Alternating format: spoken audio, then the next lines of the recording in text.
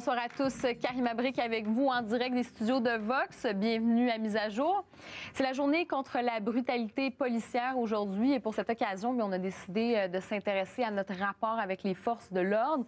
On le voit avec toutes ces manifestations étudiantes qui ont lieu en ce moment contre la hausse des frais de scolarité puis qui ont donné lieu quand même à toutes sortes d'incidents fâcheux, dont un jeune homme qui a reçu une grenade assourdissante dans l'œil. Est-ce qu'il faut craindre pour la fameuse grande manifestation étudiante qui aura lieu le 22 mars prochain? C'est ce qu'on verra dans un instant. Et tout à l'heure, on s'intéressera aussi au projet de loi 46 qui concerne les enquêtes policières qui sont faites, entre autres, par d'autres corps policiers. Mais avant tout, les étudiants n'ont toujours pas dit leur dernier mot et ils vont continuer à manifester. Et pour en parler, donc, Gabriel Nadeau-Dubois, il est porte-parole de la coalition large de l'Association pour une solidarité syndicale étudiante, la classe. Et il va être avec nous, donc il est avec nous. Et aussi Marianne Routier-Caron, elle est porte-parole, vous allez voir c'est quoi, c'est l'équipe de surveillance des interventions policières. Bonsoir à vous deux. Bonsoir. Bonsoir. Merci d'être là. On le voit, là, il y a vraiment un contexte, là, les étudiants se manifestent, ont décidé vraiment là, de prendre cette cause-là.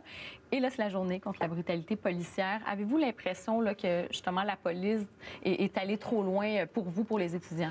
Bien, quand on regarde comment se sont terminées les deux dernières manifestations du mouvement étudiant, il y a des sérieuses questions à se poser sur le travail des différents services de police. On se rappellera, le 1er mars dernier à Québec, il y avait une manifestation qui s'était, somme toute, bien déroulée, qui s'est conclue devant l'Assemblée nationale à Québec. Et puis, il y a eu utilisation d'après d'une quinzaine de fois de gaz lacrymogène contre un groupe d'environ 100 ou 150 personnes qui ne posaient aucun geste agressif.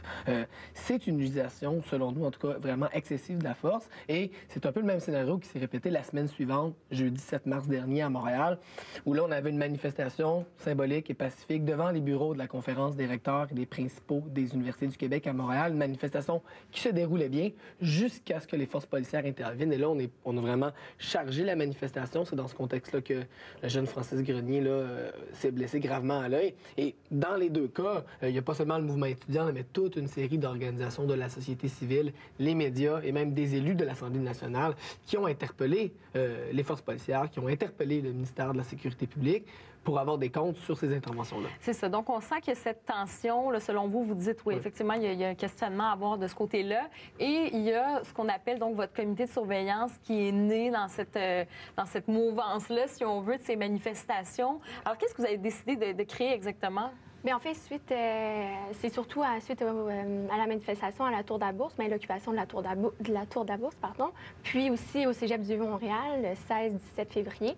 Bon, nous, par la suite, le comité de mobilisation des étudiants en droit à l'UQAM, on a décidé de créer l'équipe de surveillance des interventions policières parce qu'on jugeait que, comme Gabriel l'a dit, il y a eu des débordements qu'on jugeait inacceptables. Puis, nous, dans le fond, notre mandat s'est fait en 3 volets. D'abord, l'information.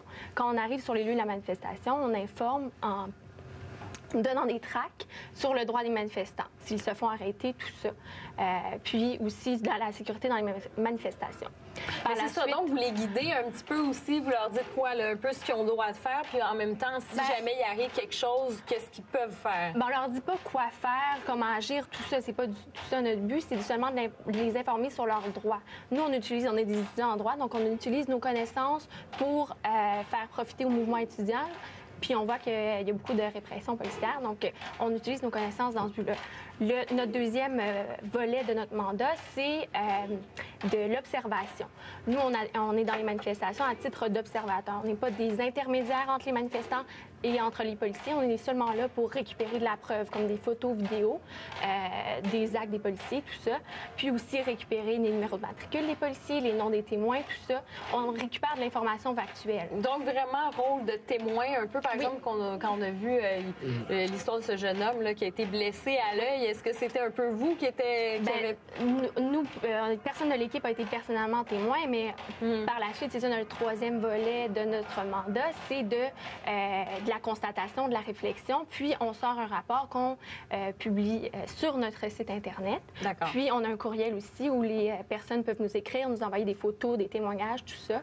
Puis, par la suite, nous, on les informe de qu'est-ce qu'est-ce qui s'offre à eux comme recours. À partir de ce que vous avez pu constater, est-ce que, Gabrielle, c'est nécessaire finalement d'avoir aujourd'hui un comité comme ça qui décide d'observer, de voir s'il y a des manquements, d'informer aussi les droits des manifestants? Bien, c'est une aide qui est extrêmement appréciée par les manifestants et les manifestantes lors de nos événements. Ça donne ils sont d'ailleurs très clairement identifiés lors des manifestations, ce qui permet aux étudiants et aux étudiantes d'avoir des personnes ressources à qui se référer pour poser des questions et des gens à qui aussi livrer des témoignages. C'est extrêmement apprécié aussi parce que faut comprendre que malheureusement les processus actuels d'enquête sur les agissements des policiers sont des processus essentiellement internes aux forces policières où c'est des policiers qui enquêtent sur leurs propres collègues. C'est ça, on va en parler tantôt. Oui, on a un duo débat là-dessus, justement, sur ce fameux projet de loi 46 qui veut peut-être justement rectifier certaines choses. Il y en a qui disent que ça va pas assez loin, d'autres que c'est correct. On va en débattre tantôt. Mais je veux revenir quand même là-dessus parce que là, beaucoup d'étudiants vont dire les policiers vont trop loin. Écoutez, ils arrivent, les gaz lacrymogènes, ils utilisent une force peut-être excessive. Et en même temps, il y en a qui vont dire, bien, mettez-vous du côté des policiers. On les blâme souvent, par exemple, quand il y a des manifestations où est-ce qu'ils n'ont pas été assez loin et que ça dégénère. Et là, on va dire, bien, les étudiants ne collaborent pas nécessairement. Ils ne veulent pas nous indiquer les trajets, par exemple. Donc, est-ce que vous avez l'impression aussi qu'il faut aussi collaborer peut-être un peu plus?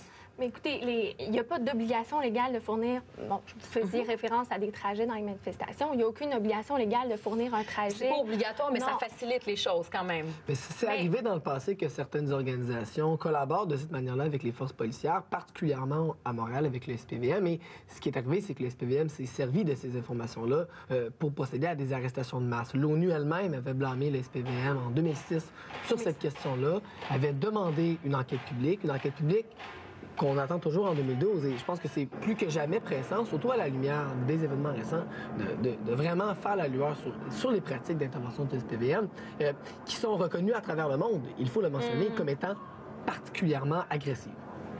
Oui, puis dans d'autres qui diront, c'est ça dépend. C'est toujours quand c'est vraiment au niveau des manifestations, c'est une chose. D'autres vont dire qu'on préconise un petit peu, par exemple, dans certains quartiers, la collaboration, il va y avoir un service plus de proximité. Hein. Les policiers sont presque amis avec les gens du quartier. Mais bon, ça, c'est deux visions.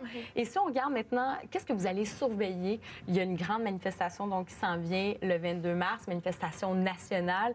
Là, qu'est-ce que vous avez observé là, qu'il y a des manquements? Qu'est-ce que vous allez surveiller pour les prochaines fois? Bien, l'infraction la plus flagrante, c'est le manque d'identification des policiers.